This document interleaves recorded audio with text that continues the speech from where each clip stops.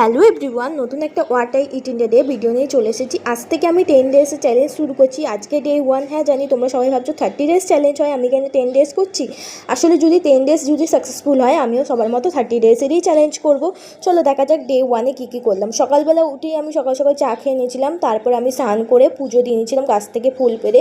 মা বাজার থেকে ডালপুরি নিয়ে এসেছিলো, সেইটা খাওয়ার পর আজ যেহেতু সানডে আর আজকে মাংস হচ্ছিলো, তাই স্যালাড খেয়েছিলাম, পেঁয়াজ আর শসা আর লেবু। তারপর প্রোটিন বিস্কুট খাওয়ার পর মা মাংস কষা ছিল, সেটাই তোমাদের সাথে শেয়ার করলাম। তারপর আমি গাছে একটু জল দিয়ে নিয়েছিলাম। গাছে জল দেওয়ার পর আজকে আমাদের চিকেনটা আলু দিয়ে হয়েছিলো, তোমরা দেখো কত সুন্দর লাগছিলো। আর আজকে দুপুরে মেনু ছিল দেরাদুন চালের ভাত, কষা মাংস, আলু দিয়ে আর স্যালাড।